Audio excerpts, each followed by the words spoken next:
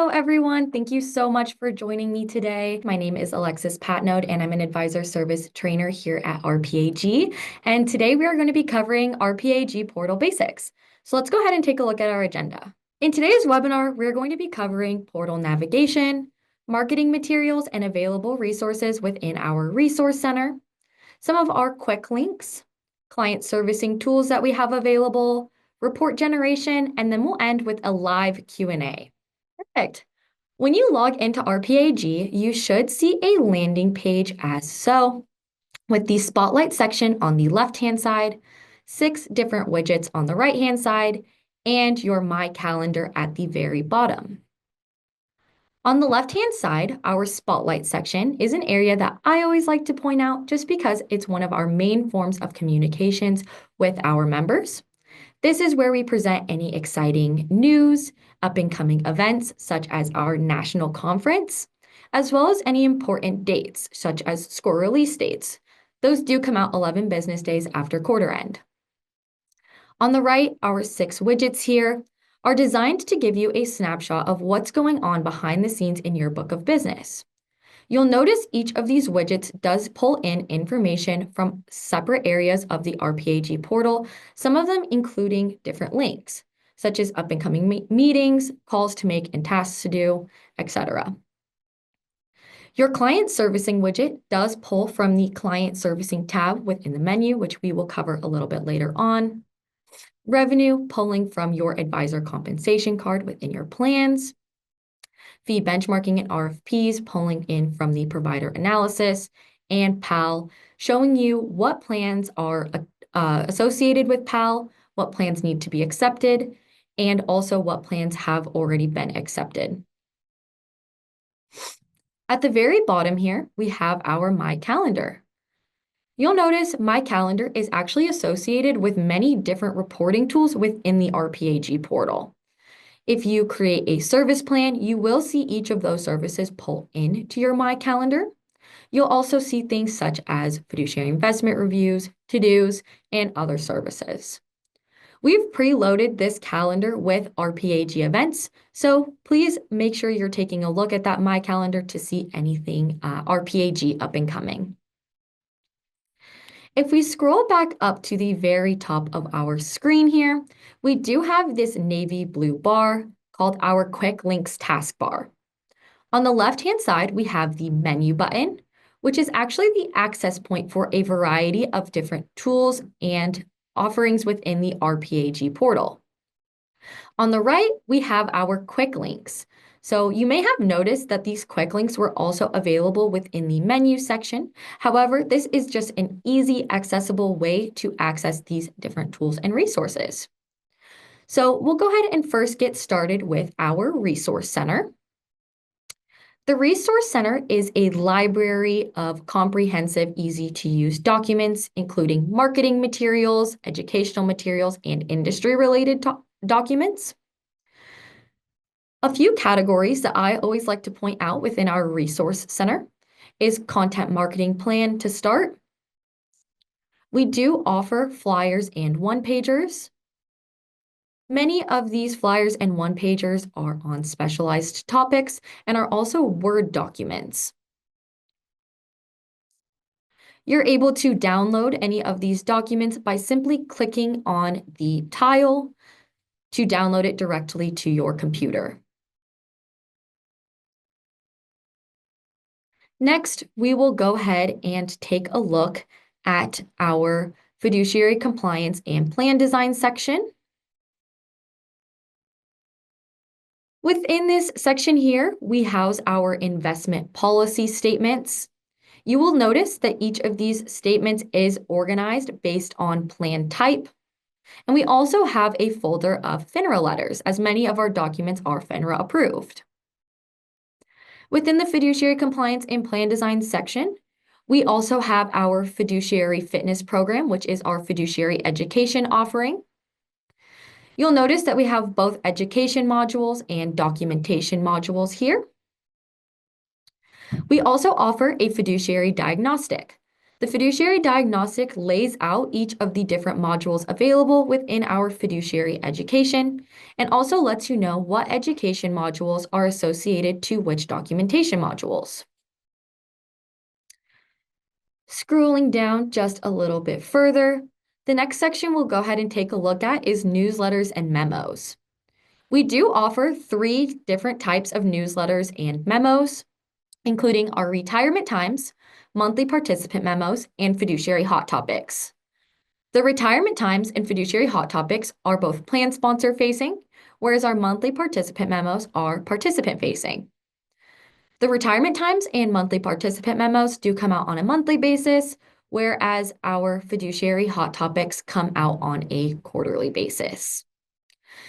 If you are a premium marketing member, a key feature you'll have access to within our newsletters and memos is auto branding. So you'll notice there is a pencil icon within the tile of your newsletter or memo, and clicking on it will actually pull in information preloaded, including your logo, address, phone number, website, any disclosure that you might have, as well as a compliance number. Once that pulls up, you can simply select download to download directly to your computer or save to fiduciary briefcase if you are a fiduciary briefcase user. Moving back onto our left side here, another area I'd like to highlight is our participant services folder. Many times I get asked, what kind of documents or materials do you have available that are participant facing? So besides our monthly participant memos, we do have additional participant memos and participant education available within that participant's services file. Scrolling down just a little bit further, in the last section I will be highlighting within our resource center, we do have our sample RPAG reports. I always recommend taking a look at our sample RPAG reports, as this will give you an idea of some of the different types of documents that you will be able to generate and download within the RPAG portal. One thing to keep in mind while taking a look at these sample RPAG reports is that many of them are completely customizable. If you have a specific color scheme your firm tends to use that you'd like to use amongst your documents or modules that you'd like to include within specific reports, chances are you will be able to do so with our customization features. Scrolling back up to the top here, if at any time you're within a tool in the RPAG portal and you'd like to move back into your landing page, you are able to do so by simply clicking on the RPAG logo in the top left-hand corner. This does work as a nice home button. The next feature we'll go ahead and take a look at is the navigation bar. So underneath your name in the top right-hand corner, you should see a navigation bar with a magnifying glass next to it. This allows you to search for specific things within the Resource Center, Video Learning Center, and other areas within the RPAG portal. As an example, if you're looking for a document that has to do with our scores or scoring methodology, you can simply type in score to that navigation bar and see a variety of different results that appear. Clicking on Resource Center will take you to the Resource Center documents. Clicking on videos will take you to our Video Learning Center videos, as well as some other areas within our portal.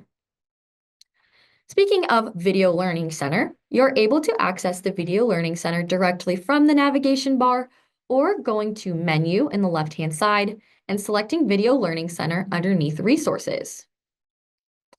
Our Video Learning Center, similar to the Resource Center, houses a variety of different videos that are educational, as well as on industry-related topics. This is also where we house our national conference main stage videos, as well as webinars. An additional video learning center that you do have access to is RPAG University. So going in ahead and again clicking on Menu underneath Resources, RPAG University is the third option down. RPAG University is a comprehensive video learning curriculum designed to help both new members as well as existing members looking to learn a little bit more about RPAG really understand what RPAG has to offer. We have introductory videos, a series of how-to videos, plan fees suite videos, as well as videos on our methodologies and differentiators. These videos are all about 3 to 5 minutes long and also have a comprehensive quiz at the end of them. You're able to watch them in order or jump around the how-to section if you are working on specific reports within the RPAG portal.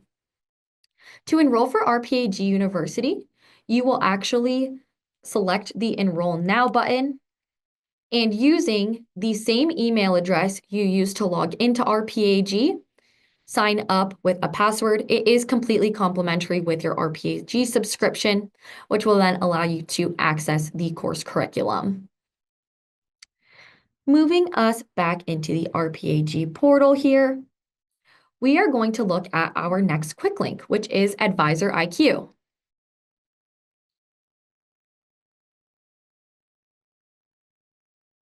Similar to our landing page, Advisor IQ is designed to give you a snapshot of what is going on behind the scenes in your book of business. Each of these graphs breaks down a different area, and you're also able to filter each of these visuals using the panel on the right-hand side.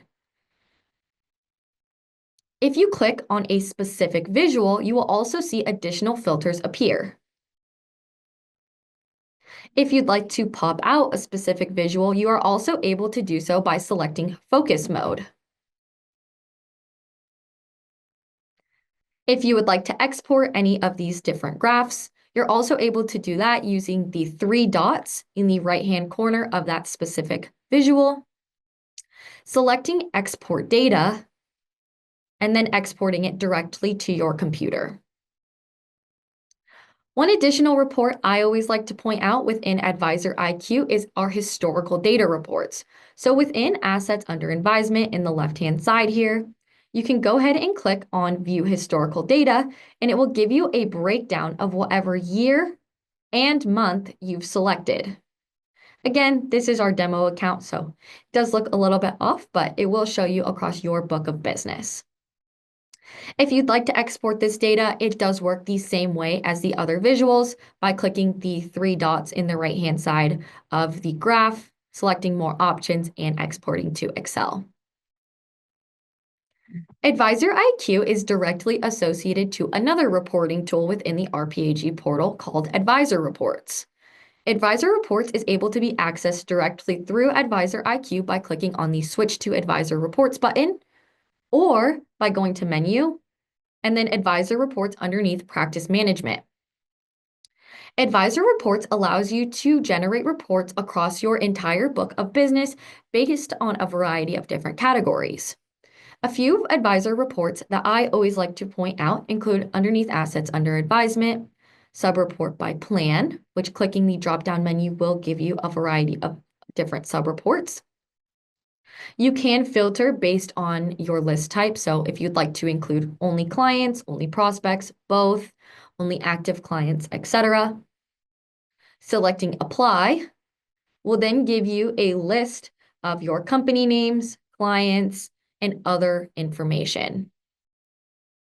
Another advisor report that is very popularly used amongst our members is located underneath Fund Reporting, and the report type is called Funds by Plan. Funds by Plan lists out all funds within each of your plans across your entire book of business, including score, how many assets are within that fund, as well as if the plan itself is connected to PAL, and the system recommendation. So you'll actually see here in the chart below the different data points that are included within this report. If you scroll over, you'll actually see that there are additional data points available here. And you're able to export this report via Excel as well. You'll see a list appear with a variety of different data points that you're able to check off or keep depending on what you would like to be exported.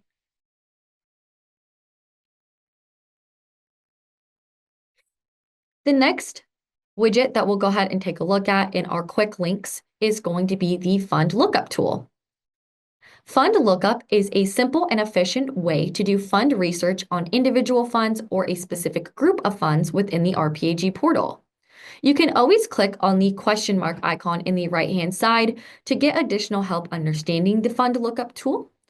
However, if you select a specific ticker, fund name, CUSIP into the search bar here, you are able to do additional research on that individual fund. If you have multiple funds, you may separate them by commas to generate a report across that group.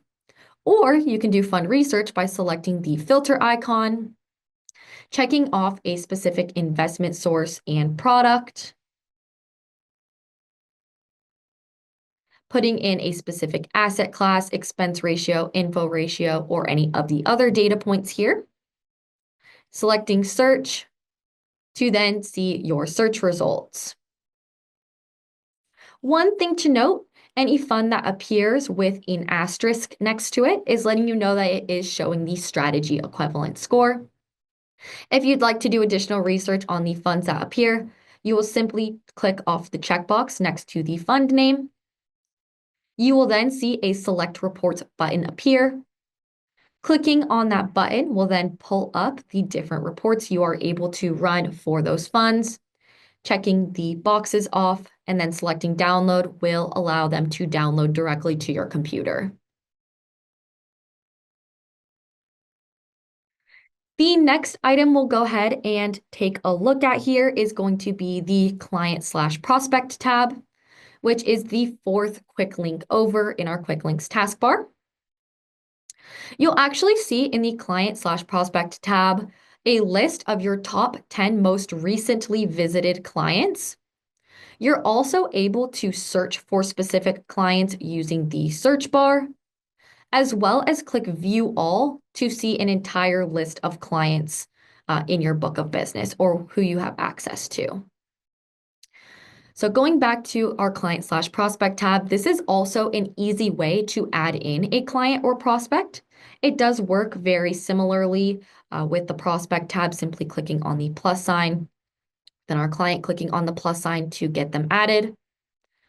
With adding a client, you will see that there are 7 steps of information to add in for the client.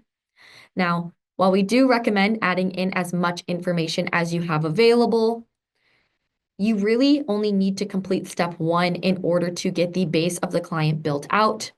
And in order to do that, you will need to fill out each data point with an asterisk. So that will include client name, plan status, advisor of record, and plan type. Contract number does not have an asterisk next to it. However, I highly recommend adding in the contract number as that is how plans are connected to PAL. So after you've added in the data points and saved your client, you will then see your client appear within the client's drop-down list.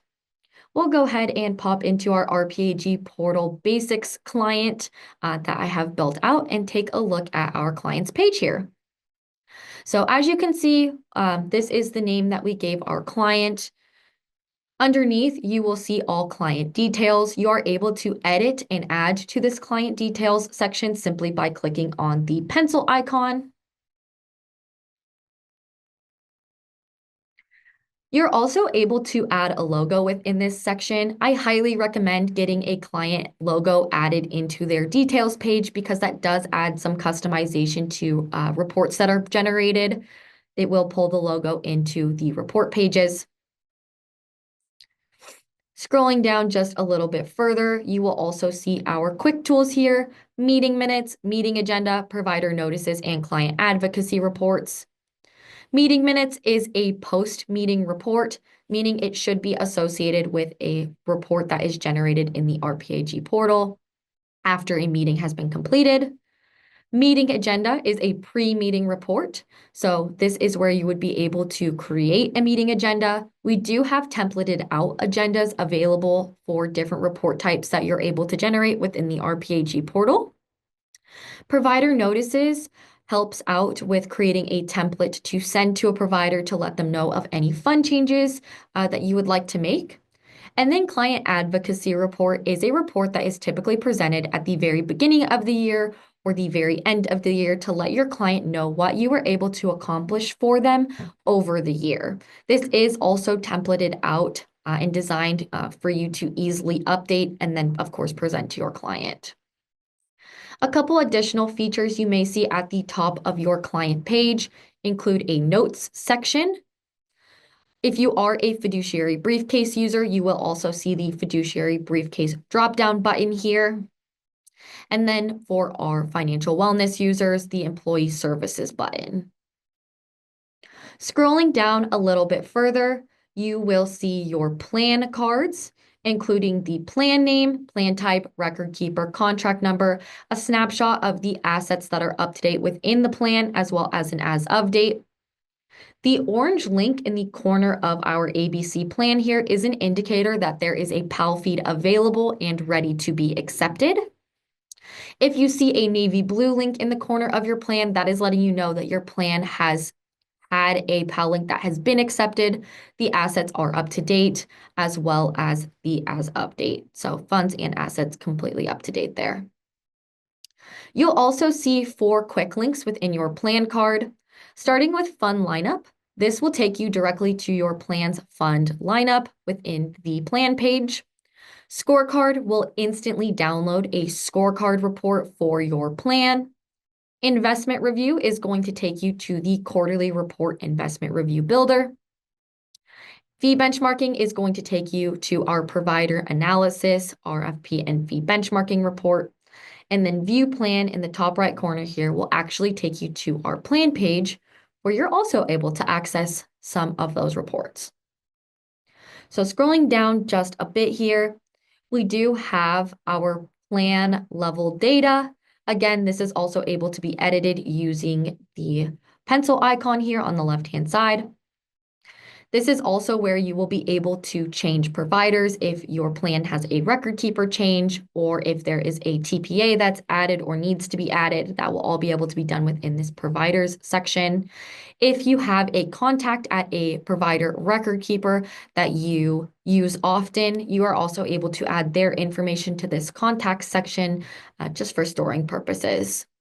There is an additional notes section available within the plan card. These are plan-specific notes you are able to add in the top right-hand corner. Scrolling down just a little bit further to our service plan section here. If you already have a service plan implemented, you will see a timeline as so. If not, you will see a button that will allow you to create your own service plan. A service plan works in a couple different ways. It works as both a roadmap for your client to see what services you're offering and when, and it also works as an organizational tool for yourself to help you show when you should be holding specific meetings and services. So just clicking on the edit icon in the right-hand corner here will allow us to take a look at our service plan. You'll see that we do have templates available. Oftentimes, our team gets asked, what is best practice? What services should I be offering to my clients? We do have RPAG templates built out based on plan size.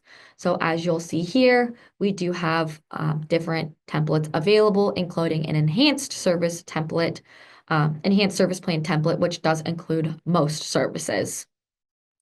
If you have your own service plan or specific services that you tend to offer to your clients, you are completely welcome to create your own template. If you've created a template, it will appear in the My Templates drop-down menu. This would allow you to select it across multiple plans and also mass implement it if you would like. And then lastly, the custom template option is going to give you a basic blank service plan that will then allow you to select which services you'd like to include from the left-hand side and then add them directly into the service plan here. So as you can see, the services checked off on the left-hand side have now been listed in underneath the services column.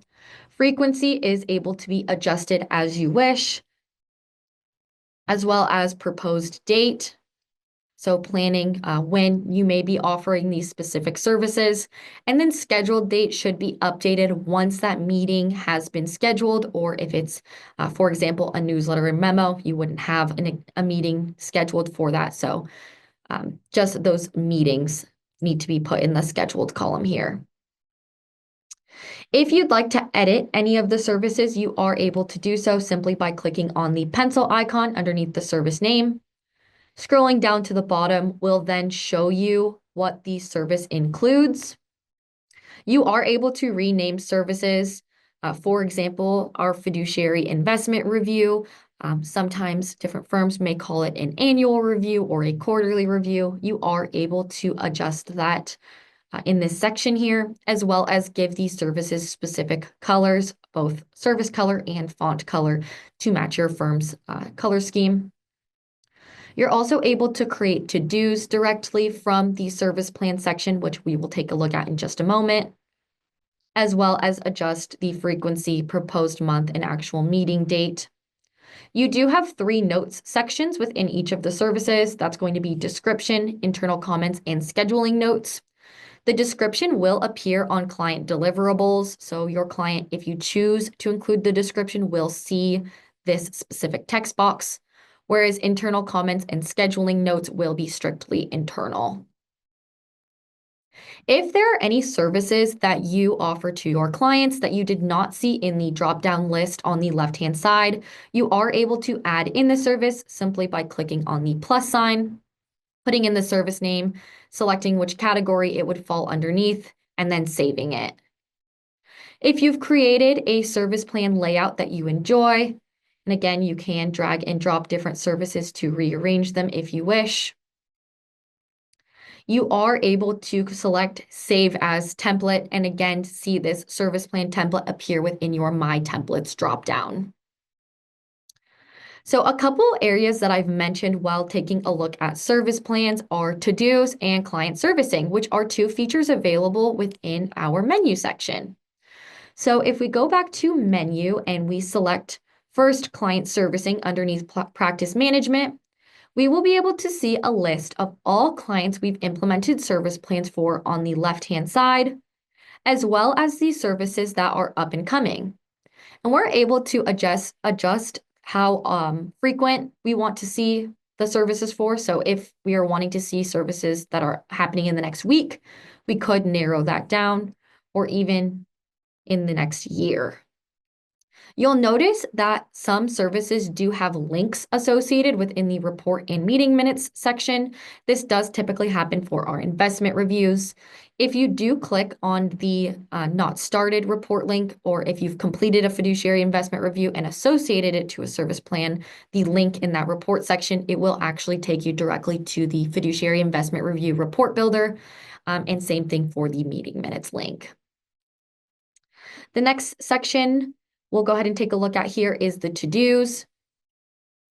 So similarly with service plan association, if you checked off the box that said create to-do, you would actually see it appear within the to-do list. You can associate to-dos with specific users in your firm.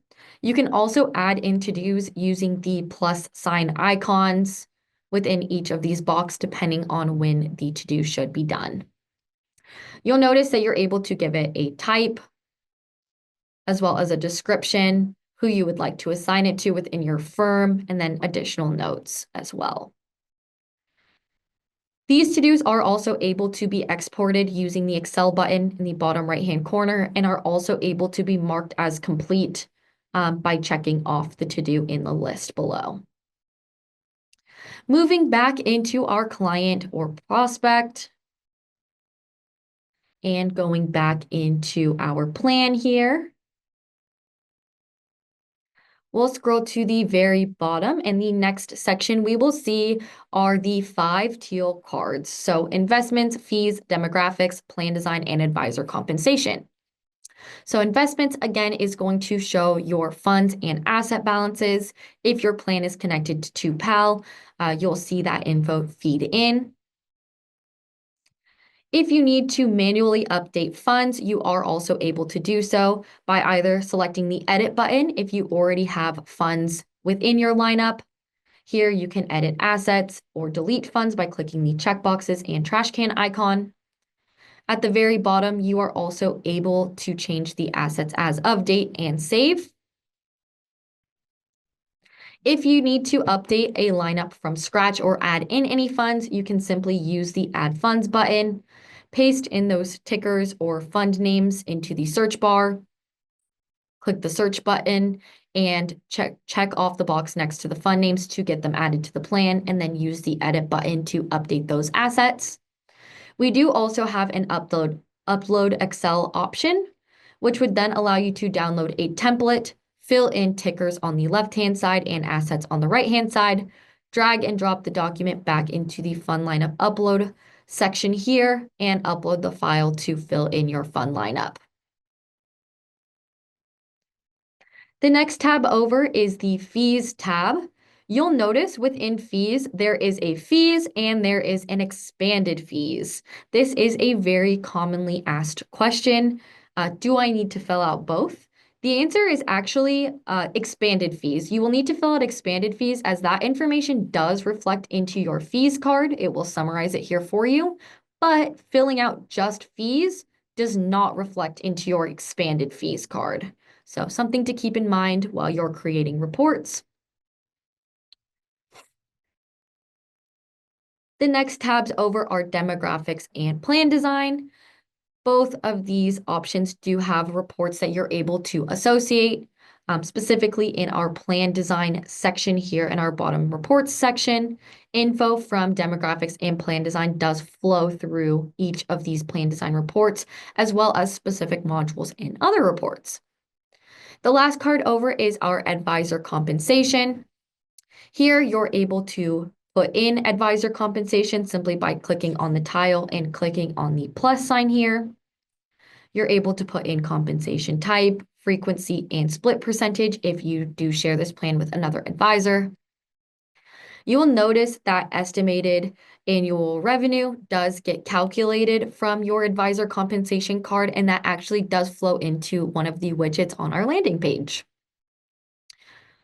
Scrolling down just a little bit further, we now are going to take a look at our report section. So on the left, we have our investment focus reports, then our fee benchmarking reports, plan design reports, and fiduciary documentation. The report we're going to focus on today is going to be the fiduciary investment review, which is also our annual, semi-annual, or quarterly report. Clicking on fiduciary investment review will take you to the FIR report builder. And to start a new report, you will actually need to start with a report name. So we'll go ahead and call this one sample. Giving the report a name will then allow you to associate it to a meeting date if you wish. If you have a service plan implemented, you will be able to select the service directly from this section here. If you choose not to associate your fiduciary investment review to the service plan you've implemented, you may simply go ahead and leave it as not associated and select Start.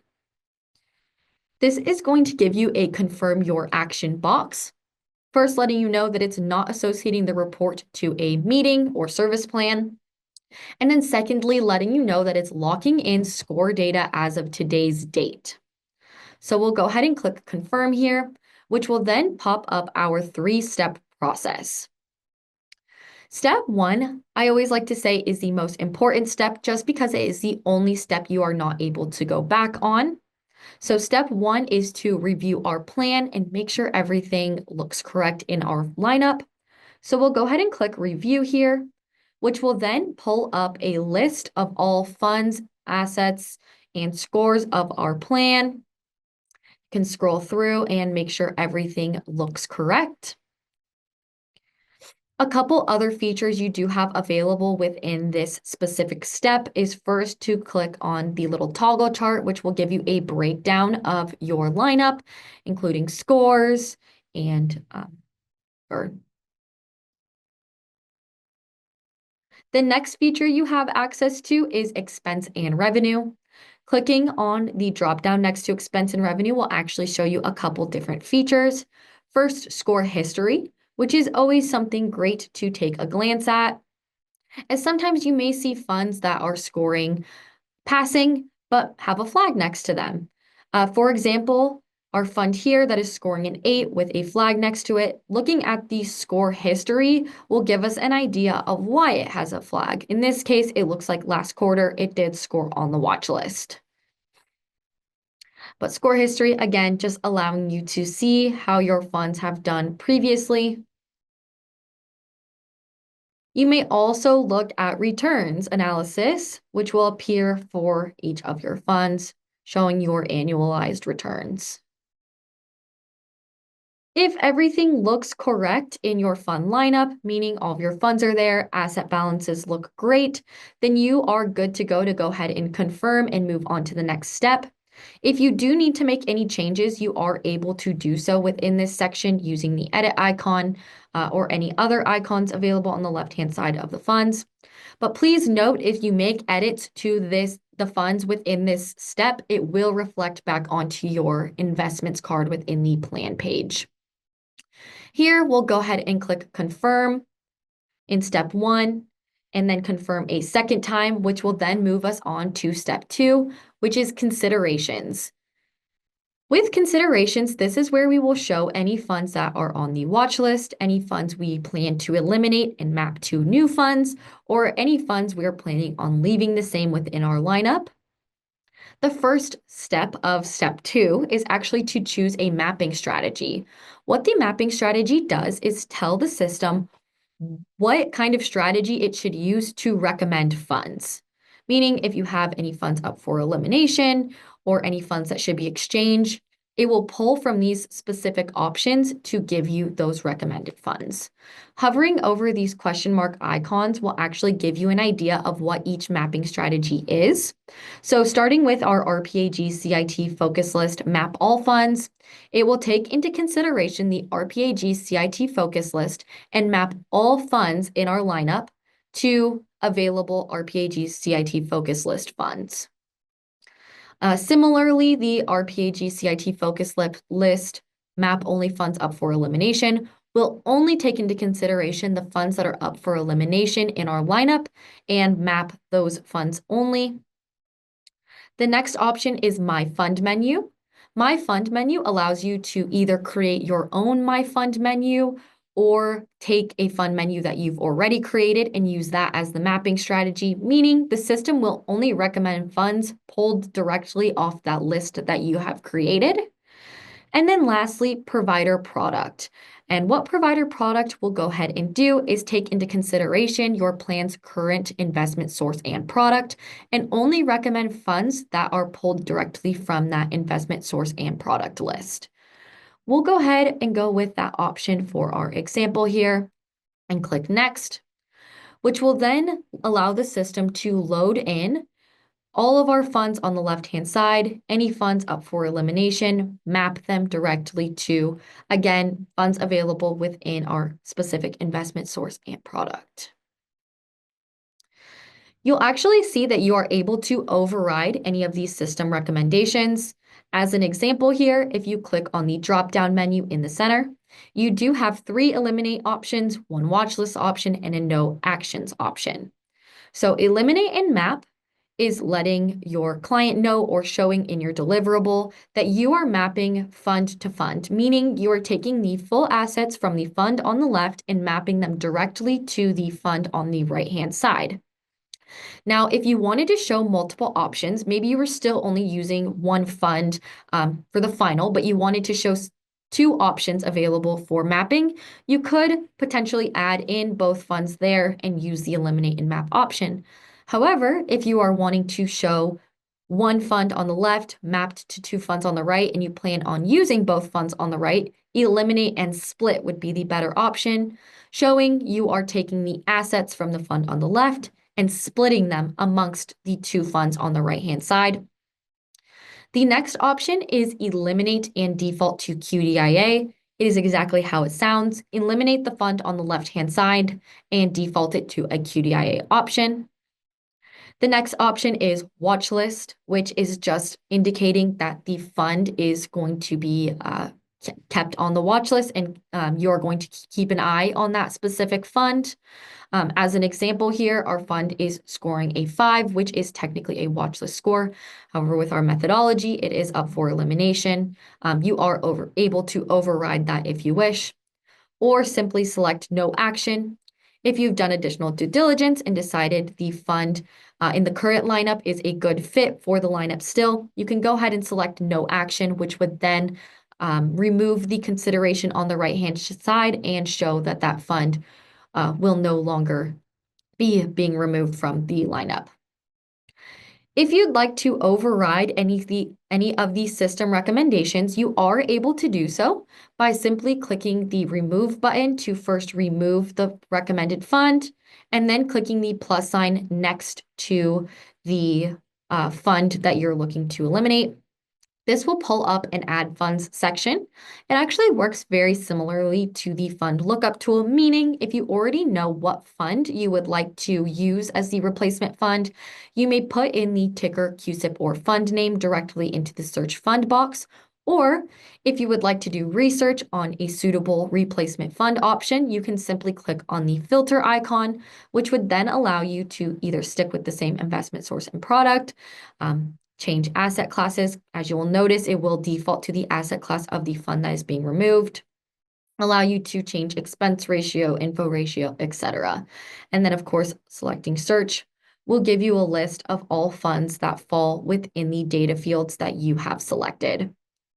Again, for example, if you have a couple fund options in mind that you may want to use as replacement funds, clicking the checkbox next to them will then allow you to actually do due diligence directly from this section by clicking on select reports and then generating reports on those funds. Once you've made your selection, you can simply leave it checked off, select the plus sign button, and it will be added into your lineup here. Remove our old fund.